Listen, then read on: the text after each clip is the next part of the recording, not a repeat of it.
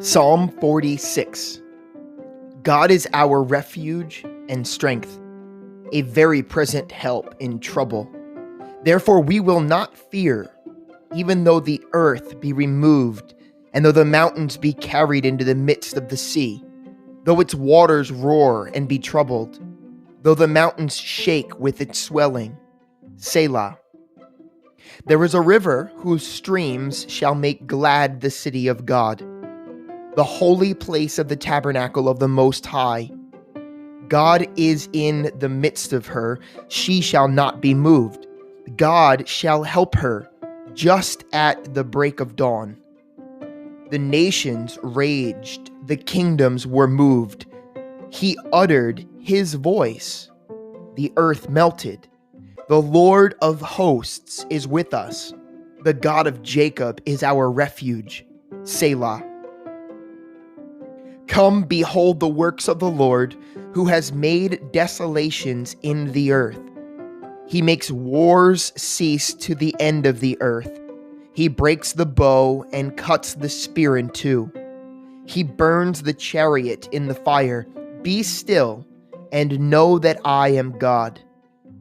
I will be exalted among the nations. I will be exalted in the earth. The Lord of hosts is with us. The God of Jacob is our refuge. Selah.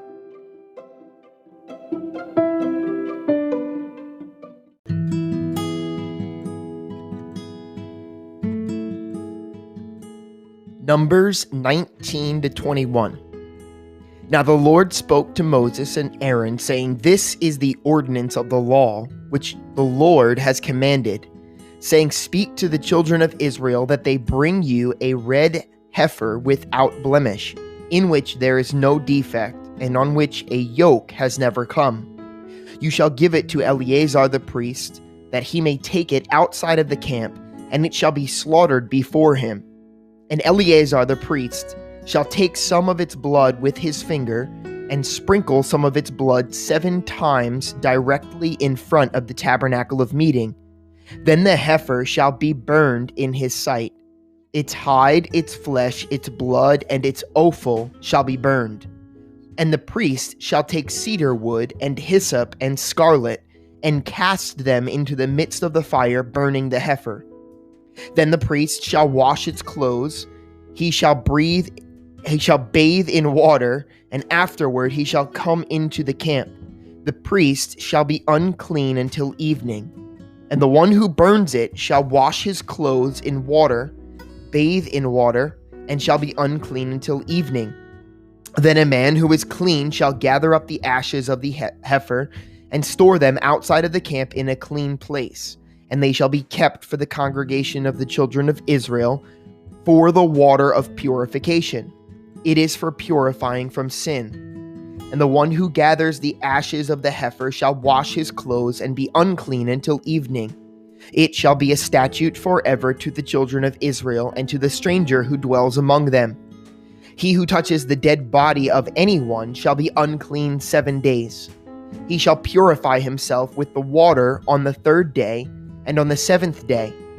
Then he will be clean. But if he does not purify himself on the 3rd day and on the 7th day, he will not be clean. Whoever touches the body of anyone who has died and does not purify himself defiles the tabernacle of the Lord. That person shall be cut off from Israel. He shall be unclean, because the water of purification was not sprinkled on him. His uncleanness is still on him. This is the law when a man dies in a tent. All who come into the tent and all who are in the tent shall be unclean 7 days. And every open vessel which has no cover fastened on it is unclean. Whoever in the open field touches one who is slain by a sword, or who has died, or a bone of a man, or a grave, shall be unclean 7 days. And for an unclean person they shall take some of the ashes of the heifer, burnt for purification from sin, and running water shall be put on them in a vessel. A clean person shall take hyssop and dip it in the water, sprinkle it on the tent, on all the vessels, on the persons who were there, or on the one who touched a bone, the slain, the dead, or a grave. The clean person shall sprinkle the unclean on the 3rd day and on the 7th day. And on the 7th day he shall purify himself, wash his clothes, and bathe in water, and at evening he shall be clean. But the man who is unclean and does not purify himself, that person shall be cut off from among the assembly, because he has defiled the sanctuary of the Lord. The water of purification has not been sprinkled on him, he is unclean. It shall be a perpetual statute for them. He who sprinkles the water of purification shall wash his clothes, and he who touches the water of purification shall be unclean until evening. Whatever the unclean person touches shall be unclean, and the person who touches it shall be unclean until evening. Then the children of Israel, the whole congregation, came into the wilderness of Zin in the 1st month, and the people stayed in Kadesh, and Miriam died there and was buried there. Now there was no water for the congregation, so they gathered together against Moses and Aaron. And the people contended with Moses and spoke, saying, "If only we had died when our brethren died before the Lord. Why have you brought us up, the assembly of the Lord, into this wilderness, that we and our animals should die here? And why have you made us come up out of Egypt to bring us to this evil place? It is a place of grain, or figs, or vines, or pomegranates, nor is there any water to drink." So Moses and Aaron went from the presence of the assembly to the door of the tabernacle of meeting, and they fell on their faces, and the glory of the Lord appeared to them. Then the Lord spoke to Moses, saying, "Take the rod, you and your brother Aaron, gather the congregation together. Speak to the rock before their eyes, and it will yield its water. Thus you shall bring water for them out of the rock, and give drink to the congregation and their animals." So Moses took the rod from before the Lord as he commanded him. And Moses and Aaron gathered the assembly together before the rock. And he said to them, "Hear now, you rebels. Must we bring water for you out of this rock?" Then Moses lifted his hand and struck the rock twice with his rod, and water came out abundantly, and the congregation and their animals drank. Then the Lord spoke to Moses and Aaron, "Because you did not believe me, to hallow me in the eyes of the children of Israel, therefore you shall not bring the assembly into the land which I have given them." This was the water of Meribah, because the children of Israel contended with the Lord, and he was hallowed among them. Now Moses sent messengers from Kadesh to the king of Edom. "Thus says your brother Israel, you know all the hardships that has befallen us, how our fathers went down to Egypt, and we dwelt in Egypt a long time, and the Egyptians afflicted us and our fathers. When we cried out to the Lord, he heard our voice and sent the angel and brought us up out of Egypt. Now here we are in Kadesh, a city on the edge of your border. Please let us pass through your country. We will not pass through fields or vineyards, nor will we drink water from wells. We will go along the king's highway. We will not turn aside to the right hand or to the left until we have passed through your territory." Then Edom said to him, "You shall not pass through my land, lest I come out against you with the sword." So the children of Israel said to him, "We will go by the highway, and if I or my livestock drink any of your water, then I will pay for it. Let me only pass through on foot, nothing more." Then he said, "You shall not pass through."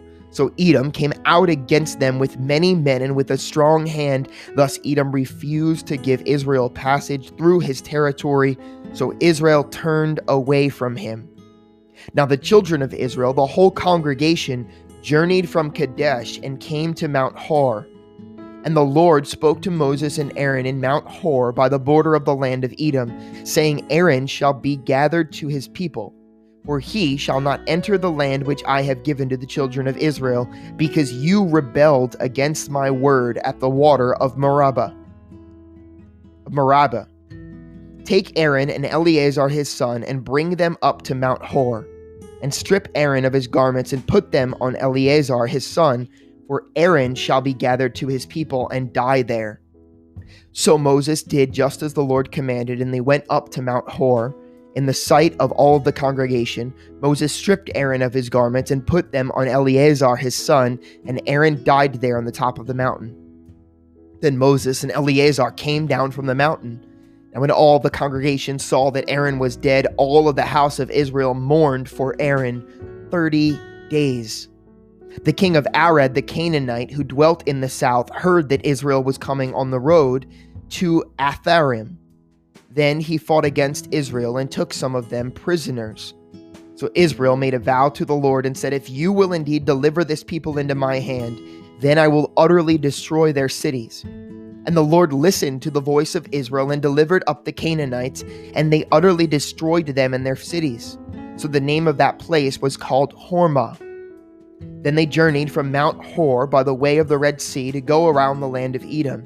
And the soul of the people became very discouraged on the way. And the people spoke against God and against Moses, "Why have you brought us up out of Egypt to die in the wilderness? For there is no food and no water, and our soul loathes this worthless bread." So the Lord sent fiery serpents among the people, and they bit the people, and many of the people of Israel died. Therefore the people came to Moses and said, "We have sinned, for we have spoken against the Lord and against you. Pray to the Lord that he take away the serpents from us." So Moses prayed for the people. Then the Lord said to Moses, "Make a fiery serpent and set it on a pole. And it shall be that everyone who is bitten, when he looks at it, shall live." So Moses made a bronze serpent and put it on a pole. And so it was, if a serpent had bitten anyone, when he looked at the bronze serpent, he lived. Now the children of Israel moved on and camped in Oboth. Then they journeyed from Oboth and camped at Abarim in the wilderness, which is east of Moab, toward the sunrise. From there they moved and camped in the valley of Zered. From there they moved and camped on the other side of Arnon, which is in the wilderness that extends from the border of the Amorites. For the Arnon is the border of Moab, between Moab and the Amorites. Therefore it is said in the book of the wars of the Lord, Weheb in Suphah, the books of the Arnon, and the slope of the brooks that reaches to the dwelling of Ar, and lies on the border of Moab. From there they went to Beer, which is the well where the Lord said to Moses, "Gather the people together, and I will give them water." Then Israel sang this song: "Spring up, O well, all of you sing to it. The well the leaders sank, dug by the nation's nobles, by the lawgiver with their staves." And from the wilderness they went to Mattanah. From Mattanah, then Nathaniel. From Nathaniel to Bamoth. And from Bamoth, in the valley that is in the country of Moab, to the top of Figah, which looks down on the wasteland. Then Israel sent messengers to Sihon, the king of the Amorites, saying, "Let me pass through your land. We will not turn aside into fields or vineyards. We will not drink water from wells. We will go by the king's highway until we have passed through your territory." But Sihon would not allow Israel to pass through his territory. So Sihon gathered all of his people together and went out against Israel in the wilderness. And he came to Jahaz and fought against Israel. Then Israel defeated him with the edge of the sword and took possession of his land, from the Arnon to the Jabbok, as far as the people of Ammon. For the border of the people of Ammon was fortified. So Israel took all of these cities, and Israel dwelt in all of the cities of the Amorites, in Heshbon and in its villages. For Heshbon was the city of Sihon, king of the Amorites, who had fought against the former king of Moab, and had taken all of his land from his hand as far as the Arnon. Therefore those who speak in Proverbs say, "Come to Heshbon, let it be built. Let the city of Sihon be repaired. For fire went out from Heshbon, a flame from the city of Sihon. It consumed Ar of Moab, the lords of the heights of the Arnon. Woe to you, Moab! You have perished. O people of Chemosh, he has given his sons as fugitives and his daughters into captivity. To Sihon, king of the Amorites, but we have shot at them. Heshbon has perished as far as Dibon. Then we laid waste as far as Nophah, which reaches to Medeba. Thus Israel dwelt in the land of the Amorites. Then Moses sent to spy out Jazer, and they took its villages and drove out the Amorites who were there. And they turned and went up by the way of Bashan. So Og, king of Bashan, went out against them, he and all of his people, to battle at Edrei. Then the Lord said to Moses, do not fear him, for I have delivered him into your hand with all of his people and his land. And you shall do to him as you did to Sihon, king of the Amorites, who dwelt at Heshbon. Then they defeated him, his sons, and all of his people, until there was no survivor left him, and they took possession of his land.